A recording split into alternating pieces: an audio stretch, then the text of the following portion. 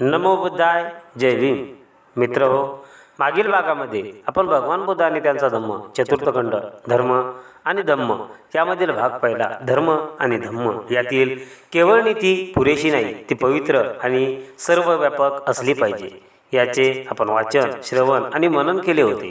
त्याचप्रमाणे आजच्या भागामध्ये भगवान बुद्ध आणि त्यांचा धम्म चतुर्थ खंड धर्म आणि धम्म यामधील भाग दुसरा.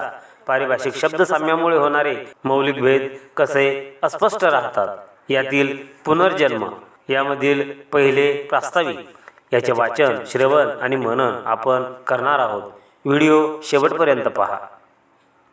पुनर्जन्म प्रास्ताविक. मृत्यूनंतर काय होते हा प्रश्न वारंवार विचारला जातो. भगवान बुद्धाच्या समकालीनमध्ये ह्याविषयी दोन भिन्न मते होती. पहिले मत शाश्वततावाद आणि दुसरे मत म्हणजे उच्चतावाद. आत्मा अमर असल्यामुळे जीवन शाश्वत आहे. पुनर्जन्माचे जीवन पुढे चालू राहते असे शाश्वततावादी मानित असत. मृत्यू म्हणजे सर्वनाश, मृत्यूनंतर काही उरत नाही हा उच्चतावादाचा सिद्धांत. भगवान बुद्ध हा शाश्वततावादी नव्हता, कारण शाश्वततावादाचा पृथक आणि अमर अशा आत्म्याचे अस्तित्व कल्पावे लागते आणि त्यास तर बुद्धाचा विरोध होता. भगवान बुद्ध हा उच्चतावादी होता काय? आत्म्याचे अस्तित्व मानित नसल्याने बुद्ध हा स्वाभाविकतः उच्चतावादीत असेल अशी अपेक्षा असणार.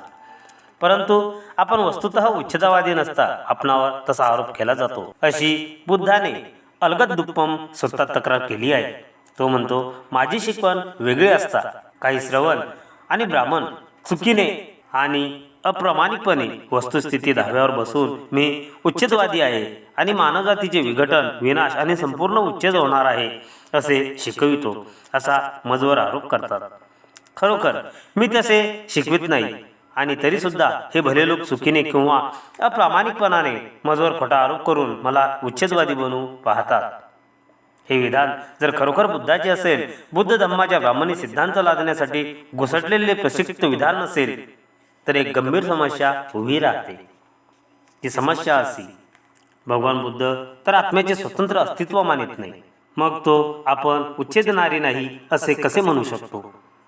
यातून एक प्रश्न उद्भवतो, तो असा की भगवान बुद्ध पुनर्जन्म मानतो काय? मित्र हो, भगवान बुद्ध आणि त्यांचा धम्म चतुर्थ खंड धर्म आणि धम्म यामधील भाग दुसरा.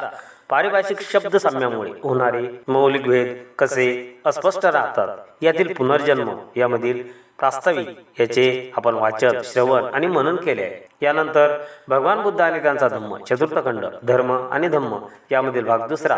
पारिभाषिक शब्द साम्यामुळे होणारे मौलिक भेद कसे अस्पष्ट राहतात यातील पुनर्जन्म यामधील दुसरे. पुनर्जन्म कशाचा याचे वाचन, श्रवण आणि मनन आपण नेक्स्ट व्हिडिओमध्ये करणार आहोत, म्हणून नेक्स्ट व्हिडिओ अवश्य बघा. जय भीम, जय बुद्धाय.